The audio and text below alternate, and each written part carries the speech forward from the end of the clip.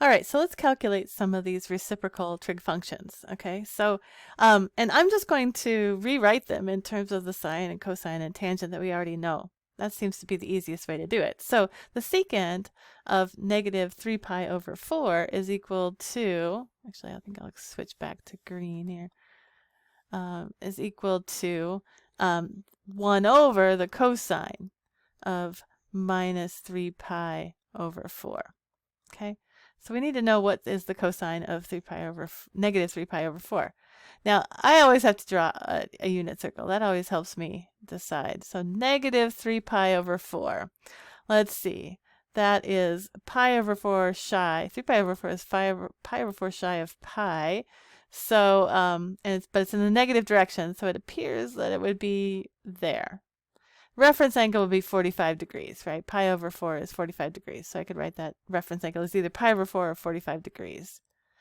And I know that the cosine of 45 degrees is square root of 2 over 2, but I'm here in the third quadrant where both cosine and sine are negative. So the cosine of negative 3 pi over 4 is a negative square root 2 over 2. Okay, so it's the reciprocal of square root 2 over 2. So it would be negative 2 over square root 2. Or if I rationalize the denominator, if I want to, then I'll end up with 2 on the bottom. These will cancel, and I just get a negative square root of 2. Now, if you remember cosine of pi over 4 as being 1 over the square root of 2, you would have gotten this a lot quicker than I did. But anyway, the answer is that it's minus square root of 2. All right. So, okay, next one is asking us for the cotangent of pi over 3. So again, I like to visualize it on the unit circle. And I can rewrite it first of all as the cosine of pi over 3 over the sine of pi over 3, right? Because it's just the reciprocal of tangent, which is sine over cosine. So cotangent is cosine over sine. So let's find where pi over 3 is. If you remember, it's at 60 degrees. Okay, so we have a 30, 60, 90 triangle. And I know that the cosine is 1/2 and the sine is the square root 3 over 2. Got that memorized, right? So, so the cosine is 1/2. The sine is the square root 3 over 2. Now I can multiply both sides, both top and bottom, I guess, by 2. And I get 1 over the square root of 3, which I know that I can rewrite as the square root 3 over 3.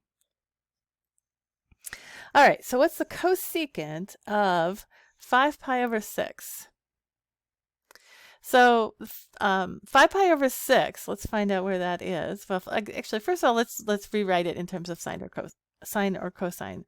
So I know that cosecant is 1 over sine. So cosecant of 5 pi over 6 is going to be 1 over the sine of 5 pi over 6. Okay? All right, so I'm going to visualize this on a unit circle. All right, so here's my little unit circle, and I want to know where is 5 pi over 6. Well, it's not quite pi.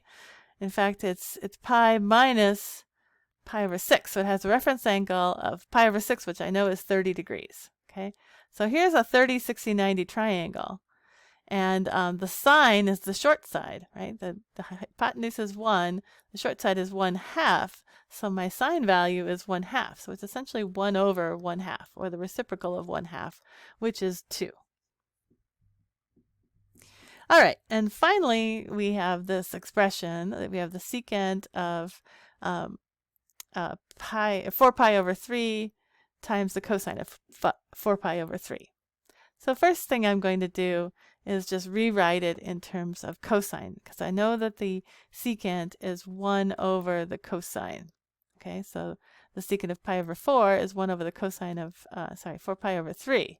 4 pi over 3, right? Secant of 4 pi over 3 is the cosine, 1 over the cosine of 4 pi over 3.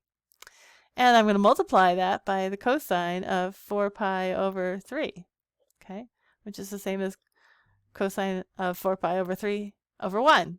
Okay, so those will cancel, and I will just get 1. I don't even need to know anything about what the cosine of 4 pi over 3 is.